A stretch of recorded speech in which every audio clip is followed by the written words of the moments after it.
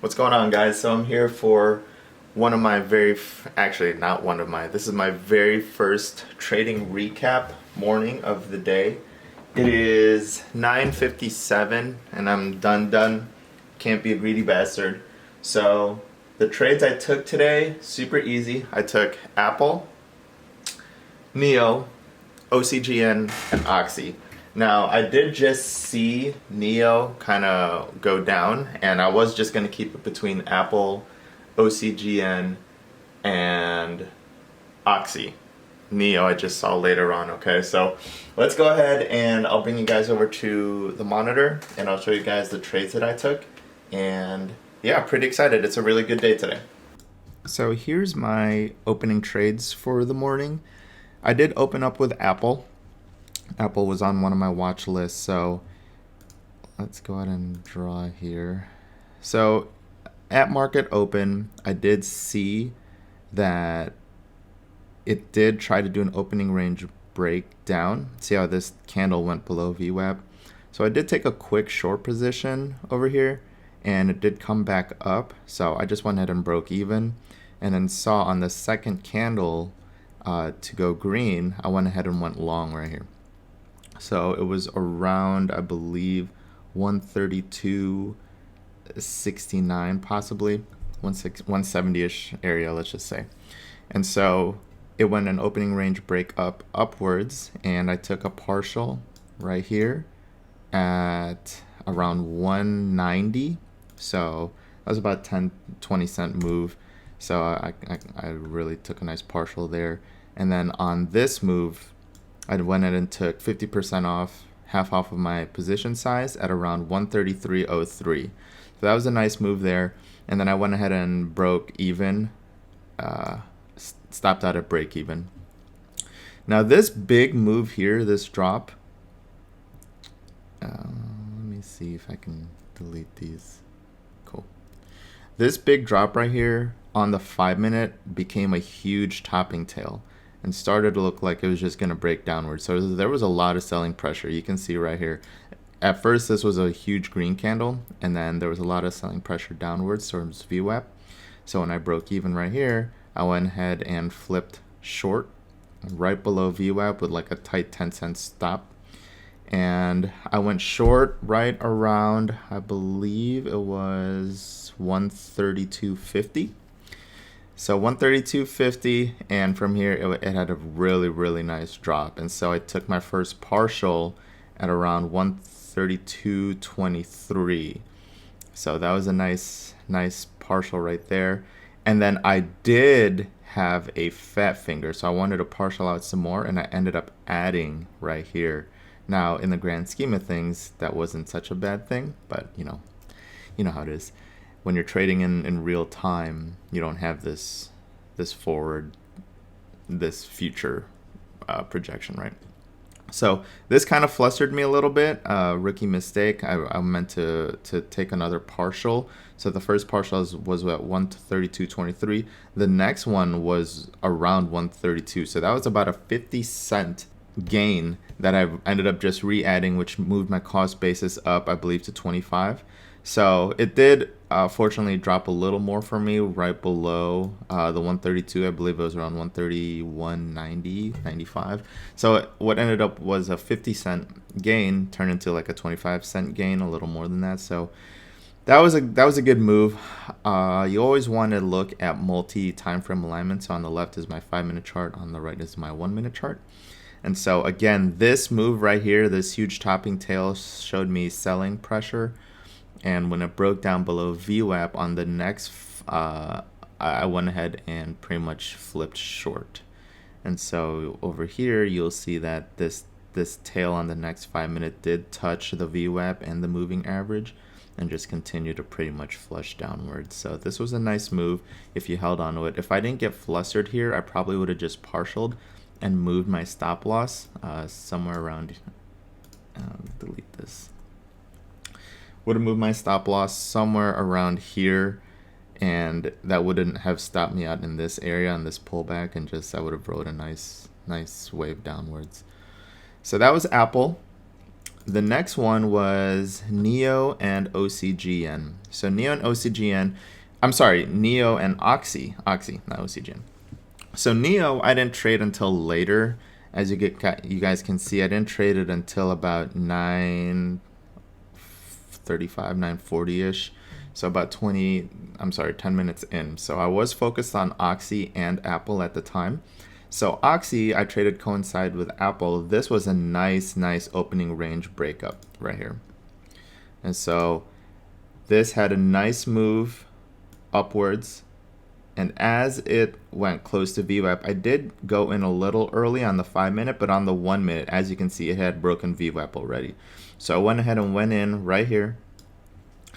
That's around the 2269, 2270 area. Let's just say 2270. And so it continued to go upwards, which was a nice move. So I partialed out at 10 cents here. 25% of my share size at 10 cents. Didn't know where it was going to go, if it was going to come back down. And then it did continue to make this nice move upwards to 22.90. And then I took half my position after it broke $23. So I went ahead and moved my stop loss to break even. Let's delete these. I moved my stop loss to break even when I go off 50 shares of my 50% of my size. And then what I end up doing, and this is just a technique that I learned to do, was every single time there's a pullback and it continues its momentum, I move my stop loss to the last red pullback. Okay, so I was able to ride this entire move upwards, and then I moved my stop loss to this next red when it started to make this upward momentum, and it did pull back and stop me out right here. But this was still a nice move because it stopped me out at 23, roughly around 23.20. So I entered at 22.70, let's just say, and had this nice move stopping me out right here. That was a good move. That was a good trade on OXY. And then I did see while I was writing this, I only had maybe about 100 shares left for this move right here. So I was in it for free, risk-free, until it stopped me out right here. So during this moment, I did see NIO do a false way upwards, false breakout. So it did have a nice opening range breakout in the first 5-minute chart with a huge bottom tail. And then you just see this flush right here. And this is where it started to catch my eye, was when I saw these red candles making lower lows and lower highs. And when I saw this was a nice engulfing red pattern candle. So as soon as it got around the VWAP area, I went ahead and took a position short around 36.50, let's just say 36.50 area, okay? And after the 36.50, I had a tight stop loss 10 cents above it. So it's 36.60 was my risk ratio. If it didn't go my way, I would have just stopped out right then and there. So you could see that it did go up a little bit, but it never did touch where my stop loss was. And then it just had this very nice flush downward. So 36.50, I partialed out on the first one at 36.40, so 10 cents for 25% of my position. And then I took half off my position here at 36.25. And then, as you guys know, as I just told you, I normally move my stop loss at the first pullback. And then this had a nice move downward again, and then it did pull back up and stop me out at that pullback at 36.32. So NIO was a good trade as well. All green trades today. I did have a trade in OCGN. It was a 10-cent trade pre-market. It formed a nice ABCD pattern on the 5-minute chart, and I just took a quick 10-cent move. It was moving a little slow. I believe it was 10 to 13-cent profit. So good day today. No red day, no red trades. So I will take that. So I hope you guys enjoyed that recap. This is the first recap that I've done, so hopefully it made sense and it was clean enough for you.